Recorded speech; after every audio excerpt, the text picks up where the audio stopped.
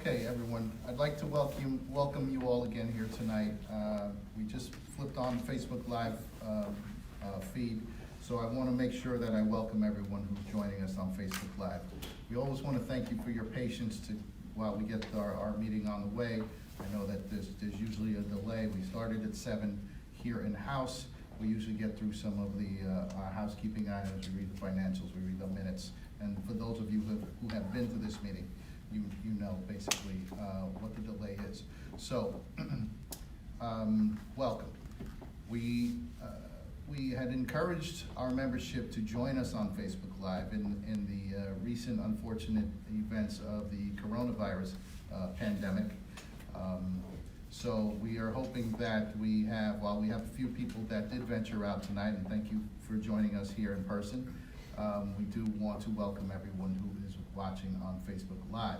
So in anticipation that you might be on for the first time, we do want you to just kind of comment in that you're here. Just say your name, your company, and your store number you're from, so that we can take attendance, and you also will be entered for our raffle at the end of the night. So again, welcome. We anticipate we'll probably have a larger Facebook Live presence tonight, more than usual. We were expecting a crowd leading up to everything that was going on, but after Corona hit over the past couple of weeks, we found it prudent to try and push people to Facebook Live. So again, welcome. We are going to have some brief comments here tonight. It's probably going to be one of our most brief meetings. We don't have any special guest speakers here tonight. It's just us, and we're just getting to the point. So I'm going to have a couple of remarks, and then I'm going to pass it on to the Secretary Treasurer for her remarks. But I would like to report that we reached out to several of the ShopRite companies that we represent, Glass, Mannix, and SRS Upstate. Now, those of you from those companies know that your contracts are expiring over the next few months, in July and the first week in August. And typically, this is the time frame where we schedule proposal meetings. And just like tonight, and all of the meetings that you are hearing in the media that are being canceled, we're running into a problem scheduling the meeting, and we wanted to err on the side of caution, and just an overabundance of caution as far as scheduling meetings. So we're reaching out to our 3 companies that are expiring soon, and we are seeking to sign extensions with them, just to sort of let coronavirus run its course a little bit, and take a few more weeks and a couple of months to sort of see where it plays out. We just don't think it prudent to try and get as many members in a singular meeting as we typically do. Those of you who have attended proposal meetings and contract update meetings know that we're typically trying to push for the largest participation and presence possible.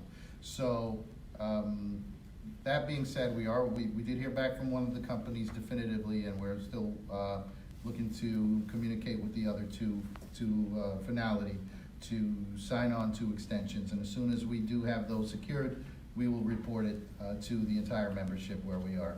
But for now, we're looking to push it on down towards closer into fall at this point to try and get past the pandemic, okay? If you have any questions, please feel free to raise your hands. And for those of you who are in attendance and on Facebook Live, of course, you can comment in.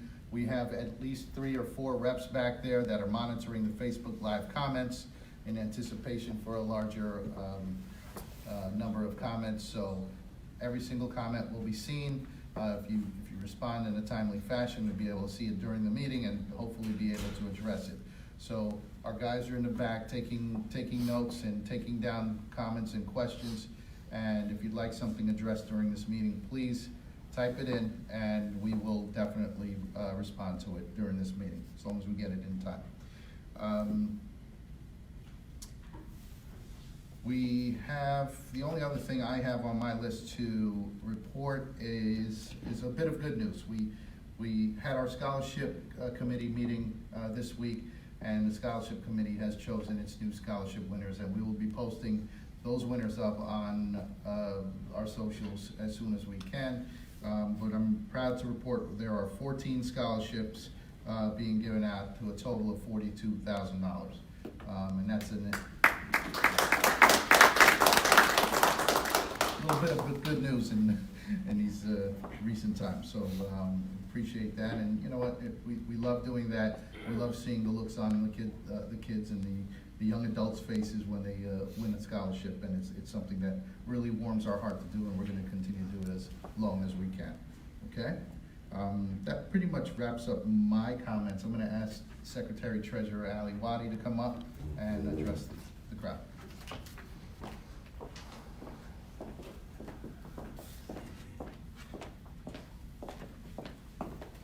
Thank you. Once again, thank you so much for being here tonight. We really appreciate it. We do understand the sacrifice and the thought process that goes behind that. Just so everyone knows, we have been getting a lot of questions and concerns from the membership as it relates to the coronavirus. What we can definitely tell you is that we are putting messages out on our social media. And also, we urge you to also contact your elected officials, because I do believe that they're ultimately taking responsibility, and they are, some of them are putting a lot of good advice out there and things that you should be doing. Moving on to some really, I think, exciting news for our union. We, if you look at some of the things like right now on the television, right there you have a picture of a member spotlight. I'm really happy to say that that member spotlight was done a bunch of years back, and it wasn't without any thought process. I mean, this is someone that got involved in our union, whether she worked at Pathmark, whether she worked at any other company. I do believe that this is a person that would have been behind us 100%. Alicia Boat, would you please stand up?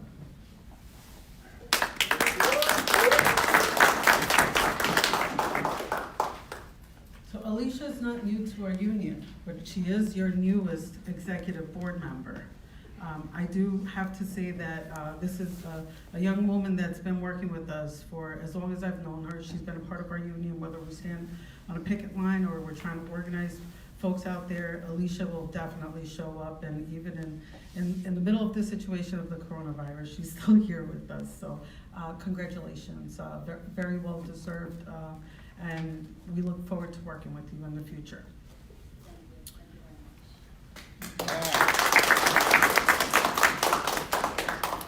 Moving on, it would not be without someone vacating that position that we could have Alicia be elected. I would also like to call up our former executive board member, Steve Zeiner. Sure, come up, please.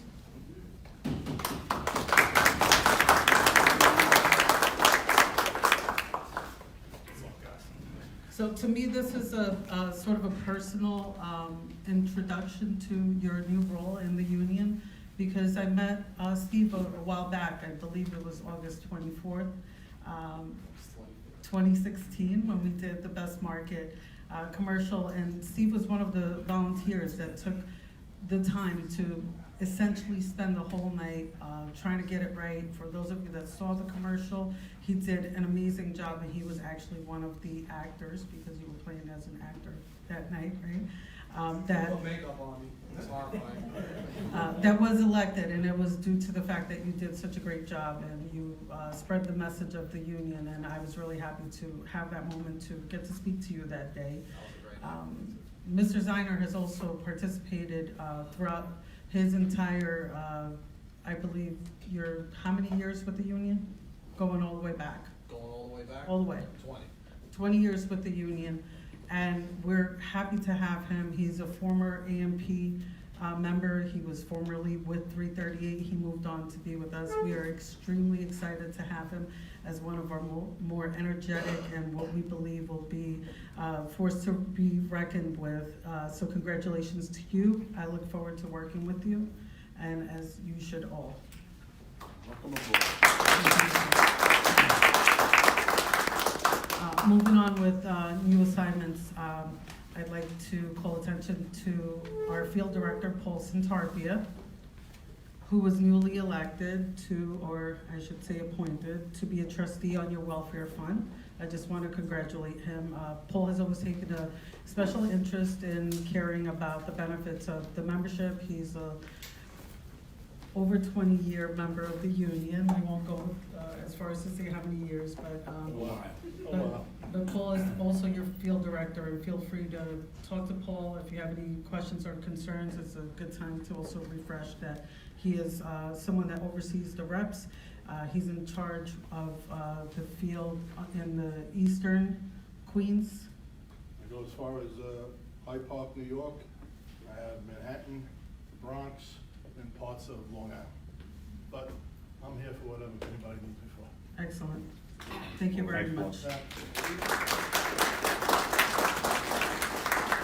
I want to move on to something that was brought up earlier, and I wasn't planning on talking about it until I remembered how significant it was. And the Marty Party, for those of you that followed our social media, was, and I'm glad that we do get a chuckle on it, but I will tell you that your executives at your companies are not laughing about it, because I think that they're more focused on moving into that era where jobs are being switched from the humans to the technology, because as we all know, it's more cost efficient, but it's not very efficient for you guys and for us as your union representatives.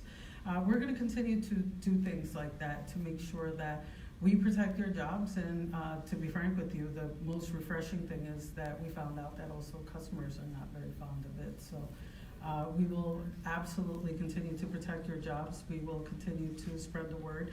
And without a doubt, I would say that it is absolutely more important to recognize the lives of our members rather than to recognize the, robot that's in the store, because, gimmicks and other things will get you to some attention, but we know that the real value comes from the service that you provide the folks that are out there, especially in a time like today. There's absolutely no way that Marty could replace what you guys are doing, because there's a panic and the supermarkets are being seen as a place to go to get resources. And Marty wouldn't be able to fix that right now as the markets are flooded. So I want to also thank you guys for everything that you do, because you are in the stores and you are the front line of this union, and we need to recognize that. As anyone that's watching it, if they don't work in the stores, they should know that your job is extremely important, and we thank you for it. The last thing I want to discuss is we're going to have a program to assist. While the presidential candidate has not been elected, who it will be as far as endorsement process, we do know that we would like membership to be involved in it. The union will be working with the International to provide some candidates that are willing to take 3 months at a time to go out to states where maybe the race is close, or to just get the word out. It will be done on a voluntary basis, meaning that you will volunteer to go. No one's being signed, obviously, but you will get paid for your time. We will put that information out via social media for anyone that is interested. But for now, for anything that is related to opportunities, whether it be employment or anything else, you can always email us at jobs@ufcw1500.org. And if you have any questions related to any of those opportunities, obviously we're always here. We thank you again for the time and the opportunity to address you tonight. Good luck. Make sure you follow those guidelines. We encourage you not to have physical contact. Be healthy, and good luck to everyone. Thank you very much.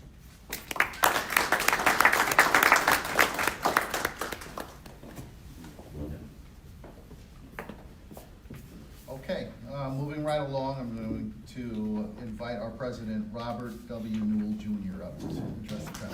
Rob. Very formal. I don't know if I just got invited to speak to you or I just got invited to speak in court, but good evening. Listen, to those of you that made the trip out tonight, we greatly appreciate it. Although I do question some of your sanity with everything that's going on with the coronavirus. So look, I'm gonna be a little all over the lot. There's a lot of really important topics right now impacting our union, impacting our membership. So if you just be a little patient, I'm sure that I can get through the majority of these topics. I know there's gonna be people on Facebook Live asking questions as I'm talking, or asking follow-ups as I'm talking, or in some way, shape, or form disagreeing or chastising me about something I say. Rest assured, I can't answer them at the same time as I'm addressing the membership, So we will definitely be addressing them as we can from the table while I'm speaking. But anything that can't be addressed will be addressed by me after, either later on tonight or early tomorrow morning. So I ask you to just be patient in getting some of your questions answered. So let's start with Stop and Shop King Cullen. Some 18 months ago, it feels like, probably a little bit less, Stop and Shop announced a bid to buy King Cullen, Wild by Nature, and the King Cullen pharmacy stores. For the better part of a year, it seemed like it was stuck in the mud and going nowhere. Members in just the complete lack of information reached out onto and latched onto every single rumor that they could get their hands on, and believed anything that a vendor had to say, or their paper boy who delivers papers to somebody who used to own the company. It became a bastion where in a desert of information you believe whatever you can, and it's totally understandable. But at this point in time, there is some real information. There has been some real developments. There are no labor issues with this deal at this point. Stop and Shop is progressing with the purchase of the 3 companies. However, it is now in the hands of the buyers. There are subsidiary buyers. Stop and Shop has to sell certain stores. We've used the word divest before. What that means is the FTC has told them that certain stores need to be sold to a competitor. They have those competitors. They're working with them and the FTC as we speak. There is no labor issue as we sit here right now. We have reached an understanding, would be the safest way for me to say it. Please keep in mind, Joe Waddy and I had to sign a non-disclosure agreement, so we have to be careful what we can and can't say. Otherwise, we could be sued by Stop and Shop, by King Cullen, or by the buyers. But at present moment, we stand here knowing that we've achieved as much as we could in this process. And our number one goal was, and I can say with utter confidence, that if this deal does go through, we have protected 100% of the jobs at King Cullen, Wild by Nature, and King Cullen Pharmacy. And we have protected the working conditions and the standards that everyone is accustomed to.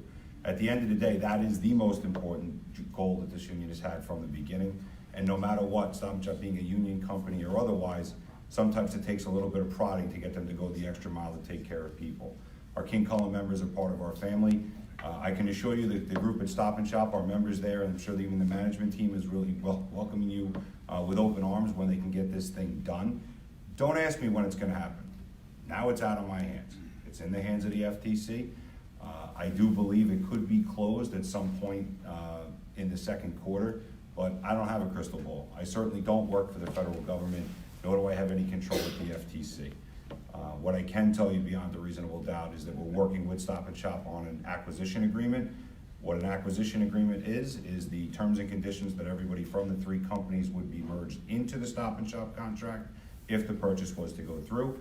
Very similar to the thousands of members that were purchased during the A&P Pathmark bankruptcy. Stop and Shop picked up 12 of our stores. We negotiated an acquisition agreement and transitioned them right into our current Stop and Shop agreement. We're in the process of trying to do the same thing with Stop and Shop for the 3 companies being purchased here. None of that matters until the FTC approves the sale and until the companies close on the progress. That's it. It's like buying a house. I have nothing else I can report on it other than to say we're hopeful, forgive me, and we've done everything we can to make sure that our membership is protected. I would be remiss if I didn't personally thank the president of Local 342, Rich Amandolo, president of 338, John Durso, and especially the director of Region 1, Dave Young. There is no question that we would not have gotten where we got without the assistance and the guidance of those 3 gentlemen. In some ways, they all did different things to help us along the way. I can assure you they're all probably sick of getting phone calls from our organization, and they probably want this thing to close as much as the members do, but it just shows that there is unity and brotherhood in Region 1, and if they needed our help tomorrow, we'd be right there with them. So, again, publicly, I think it would be terrible of me not to thank them all for their assistance. So let's go on to the next biggest issue that we're having, and it's probably something that's going to play out much sooner than the Stop and Shop King Cullen acquisition, and that's Fairway.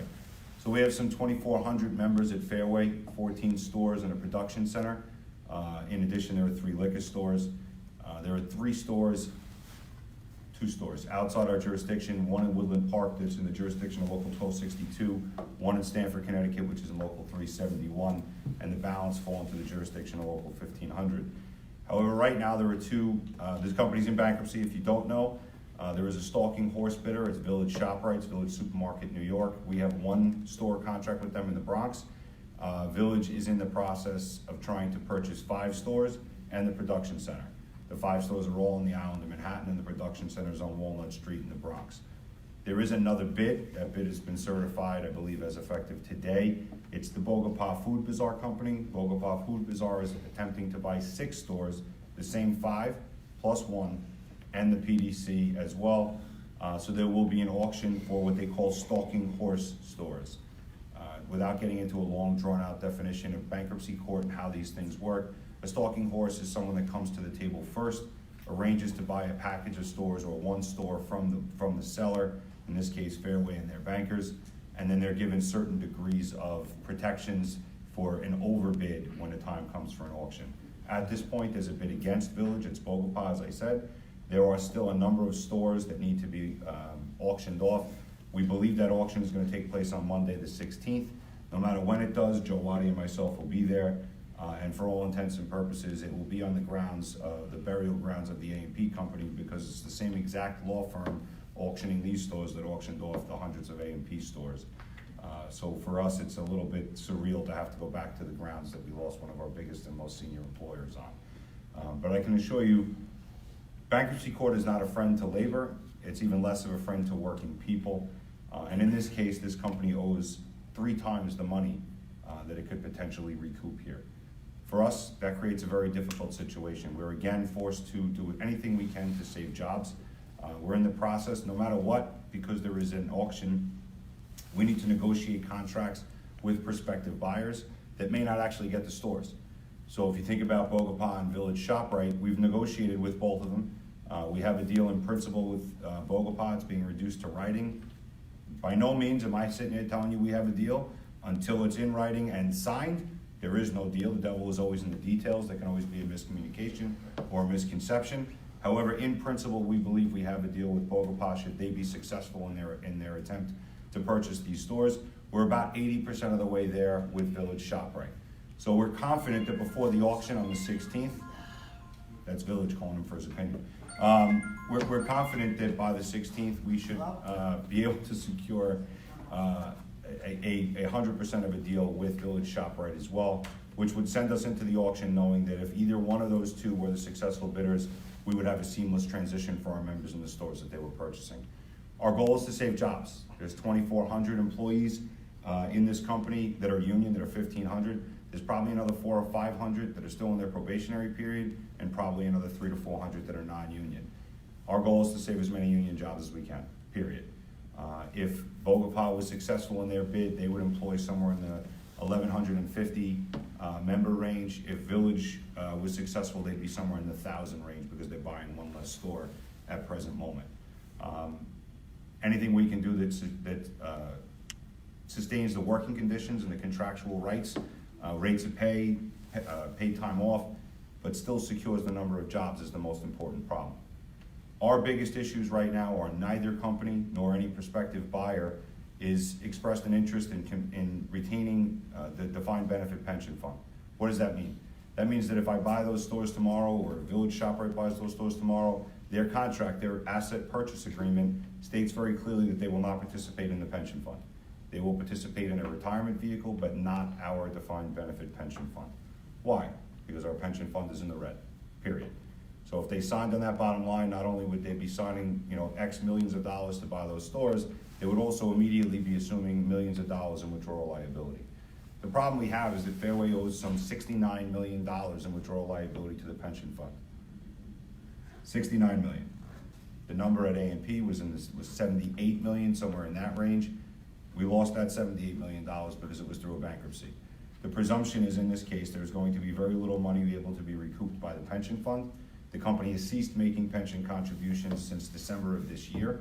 All rights that that are protected in the bankruptcy courts. For the pension fund to get its money, there would need to be probably 3 times the amount of money that's being bid right now on those stores. It is highly unlikely. That being the case, we're still in a struggle because anything we do to retain jobs, anything we do to keep union employers in these shops is going to be somewhat counterproductive as it relates to the pension fund. While I'm on that topic, if you've been paying attention, the stock market is some 5,500 plus points off its high. That has happened in a very short period of time. I don't think this, 2008 didn't see the types of swings that we've seen. I believe today was another almost 1,500 points. If it wasn't 1,500, we had a day over 2,000 down, we've had a day up 1,100, a day down 1,100. But you're erasing years and years of gains and progress to the pension fund. Our pension fund was swimming pretty significantly against the tide without either of these two incidents occurring at the same time. There's no two ways about it. We're in for a pretty difficult year as it relates to the pension. The positive is our pension fund is evaluated on a yearly basis. And sometimes that works for you, sometimes that works against you. If you think back 2 years ago, we had a very productive year until about November. In the last 8 weeks of the year, the market had a correction. And at the end of December, the market was flat, so the pension fund lost money. Had we had a close of business of March 31st of that year, the pension fund recovered in the first quarter of 2019, and we would have actually posted a pretty significant gain. Sometimes timing works for you, sometimes it works against you. I assure you this is shitty news, no matter what time of the year it falls, but it's a hell of a lot less shitty getting it in the first quarter of the year, having potentially 3 quarters to recover to make sure that by the end of the year, the valuation is better than it is today. Our pension fund, there was a question on Facebook Live before we got started, asking what shape the pension fund's in today. We do not value the pension fund on a monthly basis. It's done yearly because it has to evaluate mortality rates, total numbers of contributions. There's actuaries that handle that information. It's not handled by me, it's not handled by anybody on the executive team. We have a mild understanding of how they do it, but an actuary's formula is proprietary. Multiple actuaries do things differently to try to get to the same number. But for us right now, this is a pretty scary time. I'm not gonna sit here and bullshit. I'm not gonna blow smoke and sunshine up anybody's behind. When you lose 5,500 points in approximately a month's time off the high of the market, and you know you're staring down the barrel of a $69 million in orphaned withdrawal liability from your 3rd largest employer, we're gonna have a shit ton of problems with the pension fund. That's all there is to it. No, I don't know what that means. No, I'm not hiding any information. No, I don't have anything on the inside pocket of my jacket that has a decoder ring that tells me the answer to the question. And I understand that what I'm saying may not seem fair, but it's factual. It's the truth. And unfortunately, I usually have to stand here and describe what's going on with the pension fund, and it's very rarely, if ever, good news. The realities of what we're facing right now are all uphill battles. I assure you we have the best professionals in the industry to help us guide through this problem, but the rest of our participating employers are going to be expected to pick up the freight. That means Stop and Shop's bill goes up. That means Key Food's bill goes up. That means ShopRite's bill goes up. That means Local 1500's bill goes up. Why? Because our entire staff, office staff included, is in the defined benefit pension fund. I can assure you, as a contributing employer, our number is going through the roof. That being said, it's all relative, right? We all signed a document that agreed to be a participant in a multi-employer pension fund. And as much as it sucks for Stop and Shop is as much as it sucks for us, but we're all in that boat together. And we have a responsibility to take care of the participants, we have a responsibility to take care of our employees, and live up to the promises that have been made for 40 and 50 years before. That's our goal, that's what our intent is. I can't tell you how it's gonna come out. I'm not even gonna try to fathom a guess. I operate in fact, I don't operate in presumption. So all I can say to you is we should all be praying to God for a market turn. Hopefully this drama with the coronavirus will start to correct itself. But I can guarantee you, other than supermarkets, retail is being decimated.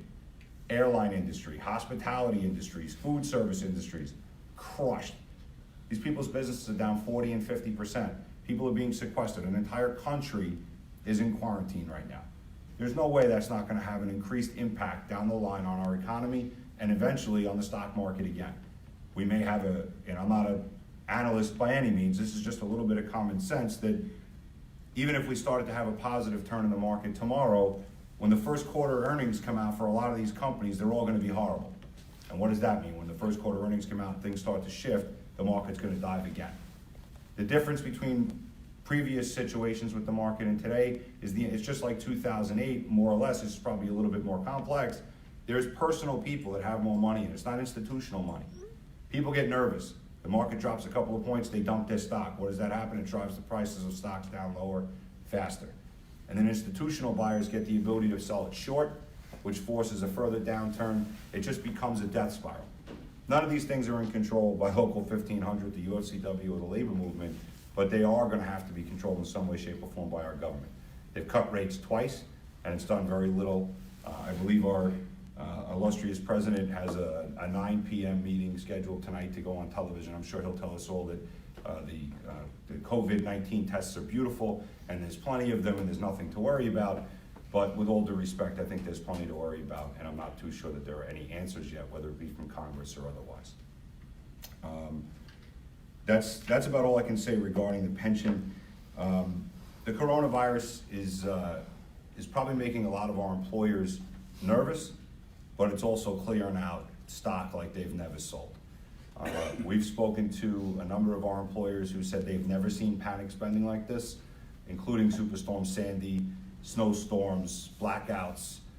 It was referred to as a pandemic today. Again, I'm not a doctor. I don't work for the CDC, but what do you think happens when a disease gets labeled a pandemic? People's fear gets that much deeper. It becomes more of a problem. In this case, your aisles are getting wiped out. I don't know, maybe loading up on cheese curls is a solution for coronavirus. I don't really get it, but at the end of the day, your employer should do pretty well behind this. And that's not something that we're gonna forget when it comes time to negotiate with them later this year. We have 19 collective bargaining agreements that expire this year. We extended one, we're trying to extend 3 more, because we don't think it really makes a lot of sense to try to rush through negotiations. If we lose 2 months of normal business activity because of the coronavirus, and it could be more, it could be less, but if we lose those 2 months, why are we gonna try to negotiate a contract in 6 weeks? That's preposterous. You guys wait 2 and 3 years, 4 years sometimes, to get your opportunity to sit across from your employers, express what the issues are, and try to correct and benefit your working conditions. To try to squeeze that into 5 or 6 weeks is mind-numbingly foolish as far as we're concerned. So we're trying to take these extensions just to provide us the opportunity to sit down and do it the way we're supposed to do it, the only way we know how. Look, we canceled our blood drive. We've run out of sanitizers. Apparently, for the years that we've been giving out sanitizers, a lot of members really didn't pay attention. And then COVID-19 hits and everybody thinks we got a sanitizer factory in the basement, and they're yelling at some of our reps, hey, I didn't get a sanitizer. You buy them 5,000 at a time, you have 20,000 members, do the math, the shit kind of moves quick. But when you can't get a sanitizer off the shelf in any one of your supermarkets or any of the drugstores in your neighborhood, you yell at the union guy because he ran out, right? I mean, it makes a lot of sense. Listen, we try. It's been something we've been doing for long before this pandemic hit. I have a feeling we'll never have a problem giving out sanitizers again as we get them in on a reorder. But look, you got to do what you can to protect yourself.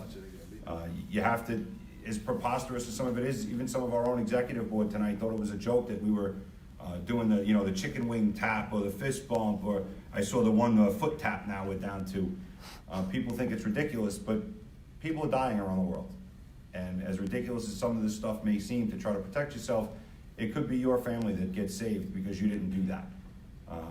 We've been touched by it here a little bit, and I'm not going to get terribly into specifics, but we're doing everything we can. Your employers are doing everything they can. But let's think about it. These are people that are in the supermarket business, right? They know a little bit about food handling because they have to. I shouldn't say that, that sounds a little condescending. They know about food handling because they have to. They send you for training so that you can handle it better. Any one of them you think been to pandemic disease control training? Because the last time I checked, I never heard of it. But everybody's scrambling to do what they can so that this is not something that we spread. But if you think it's ridiculous, just think about this. Just think about it for 30 seconds. Suspend your disbelief and think about what you do in the supermarket business.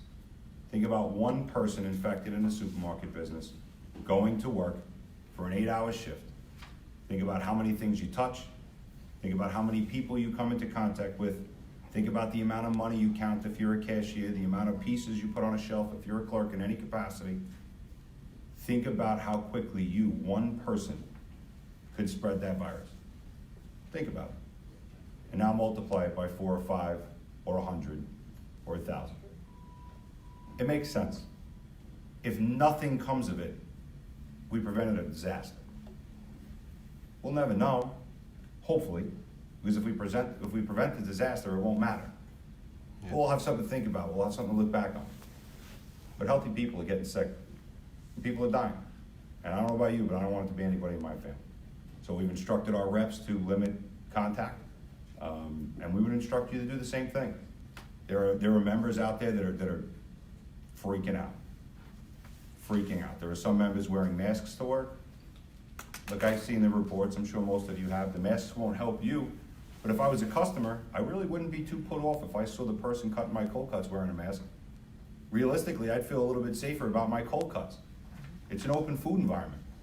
So if the person using the slice is wearing a mask, they can't get any spitty, sicky garbage in my cold cuts.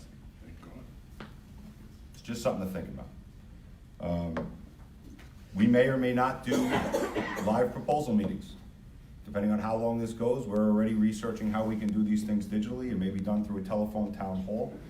This format really wouldn't work for a proposal meeting. It's a little bit laggy as it relates to getting questions in and being able to respond and elect committees.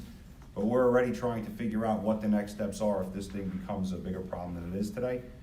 Because again, like I said earlier, President Spielman, when he turned over the reins of the local, didn't give me a book that tells me how to handle something like this. I didn't have one. I can assure you President Bolt didn't give him one, and President Meehan didn't give President Bolt one. So we're trying to handle this on the fly as best we can, and I think we're trying to use every asset at our disposal to try to make it happen. The last thing I wanted to talk about were the two motions you heard Joe read from the February meeting. You know, I was a member in 1990, and I was a member from 1990 to 95 before I came to work for this local as a SALT and as an organizer. And the strike fund was $3 million. It was $3 million in 1990 when I went to my first union meeting. It was $3 million in 1995 when I went to my last union meeting as a member and my first meeting as a staffer. It was $3 million when I became a union rep. It was $3 million when I became the assistant to the president. It was $3 million when I became secretary treasurer. And right now it's 4. And if we need it by the end of the year, it's gonna be 5. We're going into bargaining for some 16,000 members in 2020. $3 million does not buy in 2020 what it bought in 1990. We have unallocated funds in the union. What does that mean? We have money it's in banks, it's invested, it's in CDs. It doesn't mean it's just laying in a suitcase somewhere, I assure you that. But it means it's not earmarked for anything. It's not earmarked for a building. It's not earmarked to pay per capita or dues or anything of those natures. So we're assigning it to the strike fund, because that's where it needs to be. If we have any one of our large employers take us on, $5 million will go quick. To any one of us in this room or any one of us watching on Facebook Live, $5 million is a lot of money. You end up in a situation where 1,000 people are on the street, $5 million is not a lot of money, and it goes quickly. The strike in New England was 11 days, 30,000 people. Not too sure I want to know what that cost. I'm not. It's 5 local unions, 30,000 people, 11 days. I can guarantee you it wasn't cheap. So that's the reason we made the decision. The executive team met. We spoke to our executive board at length. And again, we're not looking for a fight this year. Guaranteed to get into at least one, but we're not looking for one. But in the off chance that we get one that goes a little bit further than we'd like it to, or goes a little bit further because it has to, we want to make sure there's a war chest so that any employee that tries to fuck with our members gets punched right in the teeth. And I hope you'll watch. Ladies and gentlemen, I wish you all the best in what's going on. Couple questions that came in. Okay.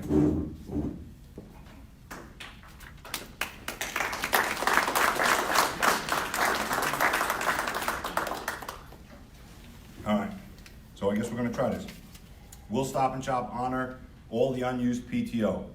For the record, first question Recorder Waddy and I asked the company when we found out about the merger was, what are you gonna do with the year's worth of banked PTO at Cohen? Who's responsible? Is Cohen gonna pay it? Are you gonna roll it over? Are you gonna pay it? Are you gonna push it out? Now mind you, that was 16 months ago. Still got it. Still don't have an answer. Still not my problem. One way or the other, you're getting paid. I don't care if Brian Cullen writes a check. I don't care if Stop and Shop writes a check. I don't care if they have to figure out how to roll it over. I don't care if they start your career with Stop and Shop by trying to get you to take some of your unused time. You're not gonna lose it. Absolutely not, no way, no how, not now, not never. I will spend $1 million fighting that in any court that I have to fight it in. That time will not be lost. It's earned, it's yours, and you're entitled to it, period. Will the King Cohen stores being sold by Stop and Shop remain 1,500, or will they be another union? Will we have a choice who we work for? What I can say right now is the stores that need to be sold will not be represented by Local 1500, however, they will be union. Every person who works in those stores will have a right to bid to take a job I don't wanna say the bid, that'll be taken out of context, will have a right to accept a position at Stop and Shop. No one will be forced to stay with the buyer. Nobody. As I sit here right now, everyone at King Cullen, Wild by Nature and King Cullen Pharmacy is guaranteed an opportunity to get a job at Stop and Shop. However, you may not like what department it's in, you may not like what store you're being transferred to. Those are certain things that we can't control. Not everyone can go to the store next door. Let's face it, that's an illogical assumption.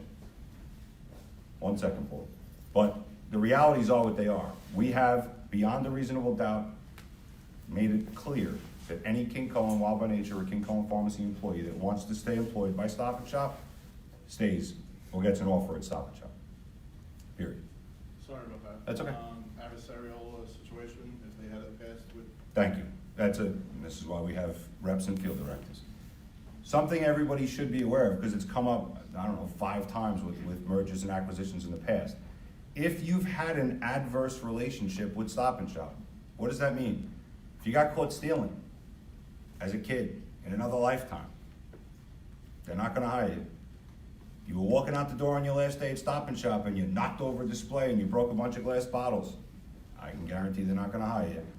You punched your manager in the face or called him a fucking schmuck because he wouldn't change his schedule, I can guarantee they're not gonna hire you.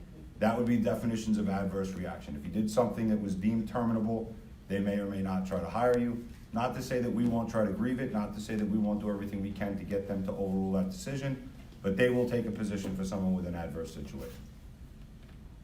I don't know, you moved up close, I thought maybe you had a question. No, just me banging my hand on the wall. Okay. Anything else coming in on that thing? That's it so far. Okay, Somebody, there's one more, I was wrong. Dave Meritz and Dom, thank you guys very much for watching. Dave Meritz, the Regional Director for the RWDSU, and my friend Don Pontarelli, the Secretary Treasurer at 328, always there for us, always looking out for us, and always offering their support. But look, this is a really, really difficult time. It's not just a difficult time for our union, it's not just a difficult time for our state, it's a really difficult time for our country. It's gonna be a really difficult pullback for our economy. We have a presidential election. There's a lot going on. And be lucky that you're represented. Because right now, if you worked for AC Moore, or if you worked for Modell, not Modell's is union, forgive me, Alvin. If you worked for AC Moore, if you worked for Kmart, if you worked for Pier 1, there's nothing you can do. You're just gonna be told when your last day is, you're gonna have to participate in a going out of business sale. Maybe you went from working in the aisle to standing out front with the sandwich board on, you're telling the customers how much the percentage is off. But that's a real thing. You know, maybe we'll tweet that article out or put it on socials, I don't know what we do. But there's an article that Rob Ecker forwarded me today about New Jersey. And it goes through the laundry list of companies in the last 12 months that have closed stores just in New Jersey and how many stores they've closed in New Jersey. Just drive through here, look around.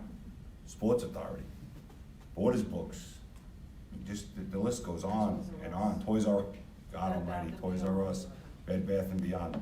The list goes on. Retail is getting crushed, and the one doing most of the squeezing is Amazon. What's Amazon trying to do right now? Get heavily involved in the supermarket business. They have Amazon Go stores, which are small, usually less than 1,500 square feet. They have a 10,500 square foot store, I believe, in Seattle that's completely cashierless. And they have a 40,000 square foot supermarket now in Los Angeles, California. They have big plans. It's funny that the industries they're destroying are the ones they want to get back into, and they're finding a way to get back into it with brick and mortar. Why is that? Because they figured out they can't deliver eggs and milk the way they can deliver paper towels and books. It's a little bit different. What you do is a skill, and no algorithm's gonna teach them. You need human beings to do those jobs. So, thank you for your time. What do you got? This is great. Where are we with SRS negotiations? Joe, obviously you jumped on a little late. Joe Waddy, our recorder and EVP, covered that a little earlier. SRS negotiations have not started yet. We have requested extensions at SRS, Mannix, and Glass, because to try to get meetings right now during the coronavirus would be preposterous. Those contracts expire the end of July and the beginning of August of this year. So right now, we have yet to begin. We are still trying to figure out how to safely do a proposal meeting. We have outreach to the 3 operators to try to get them to agree to at least a 3-month extension. It may be longer than that depending on the virus. Okay? You got anything else? You type me another one? Now you just send a text message. Okay. Tariq Thomas, everyone, he's behind the camera. Thank you very much.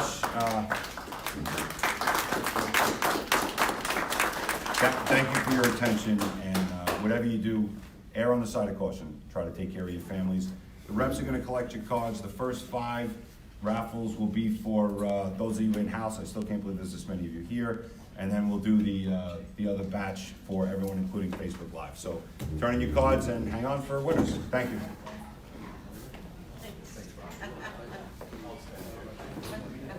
Just another announcement, we will be conducting the winner of the Marty Party contest for this month tomorrow, okay? So stay tuned for that.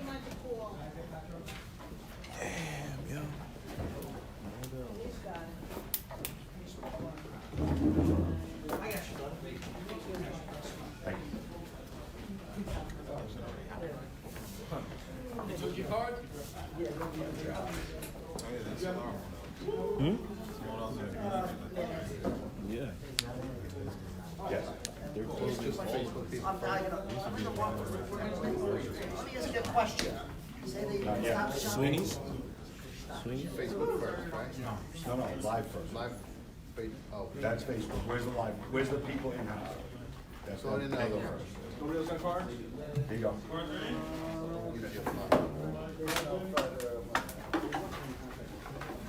Give it to Dante. Yeah, Dante will pick the first one.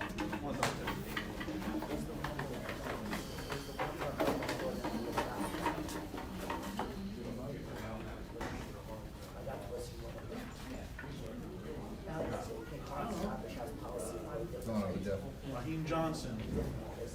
Raheem Johnson, first meeting, first winner. Hey, there you go. I'll take the Jeff. Say you also if you want to use it. Take a card and give Raheem. Stop shopping. And pick the card, please. No look.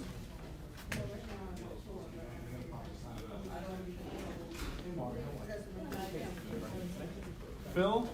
God, I don't want to butcher his last name. Phil, there's Phil right there, Jeff. So March 16th, this year they said it's supposed to sign, right? Let him pick one. There you go, Phil. Thank you. Yeah, come closer, Jeff. Come over here. How many you got? So far, I got 2 winners. No, that's yours. Oh. And you're gonna pick Oh, one. not the ball. Oh, right. It's pretty much the Don't same peek, Phil. size. That's really a shame too. Paul de Tomase? All day Tomase. So. Okay.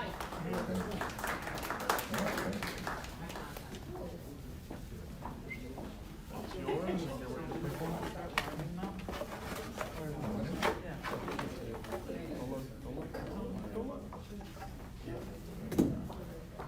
That's 3, right? Robert Gubelman? Dude, come on up, dude. There you go.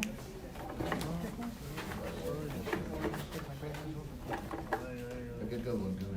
What we got? This is number 5, right? Lynn Marcel? Lynn Marcel, where's Lynn Marcel? Michigan? Where's Lynn? Lynn? There we go. That's 5, so the rest. The rest is done? Right here. That's it? No, give that to Lynn. Dumpy's in. Hold up. You wanna mix them up? Yeah. Dumpy's in, shake them up. Let Lynn pick. Dan. How are you? Good. Pick out 2. Got 2. Ah, All right, first one, no You look. gotta do them 2 at a time. It's like the art. two together. We'll do the first one. Christine Ketchum Michno? Yeah, let me see. I don't know. I'm like, butcher. Kristen Ketchum Michno, Law by Nature 201. Okay. What's the second one? Where'd she go? Lynn, where are you? You picked the second Where'd the one. second one? No, that was just a very long name. Jennifer Licata, Jennifer Licata, what store? 547 Stop and Shop. Okay, Stop and Shop 547, Jennifer Licata. Or is this someone that picked two? Any money? Member. I wasn't.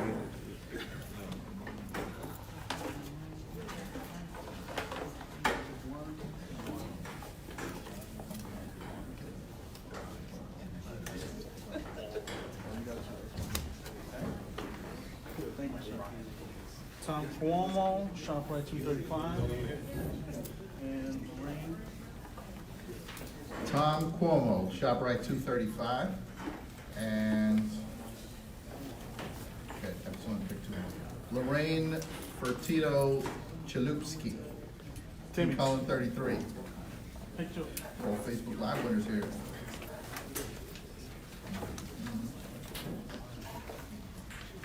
the bottom. One, Henry Kaufman.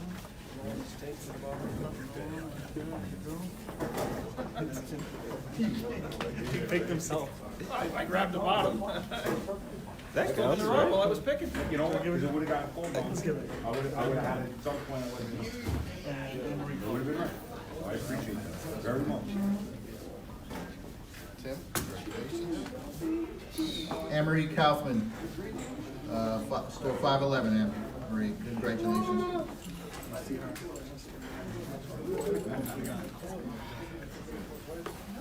Come on. How many left? Hey, I have all the Facebook ones here all still. right, so you got the Facebook. Two. How many more? Two more. Two? Two? Ha! Thank you, sir. Cindy Allen. Cindy Yoller, Stop and Shop 2587, congratulations. And Nicole Lopez, Stop and Shop 2589. All right, last two, right? That's two. Tariq, pick two. Oh, Tariq is free.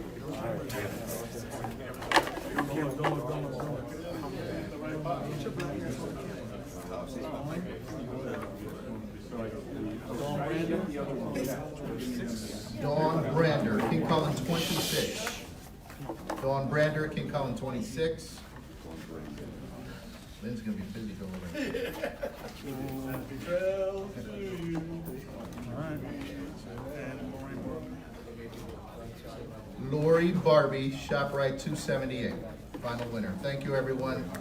Motion to Motion adjourn. adjourn the meeting? Mark Clerico, motion to adjourn? Yes, seconded by. Seconded by Ray Marrero. All those in favor? Thank you, everyone. Have a good meeting. Thank Have a you. good evening.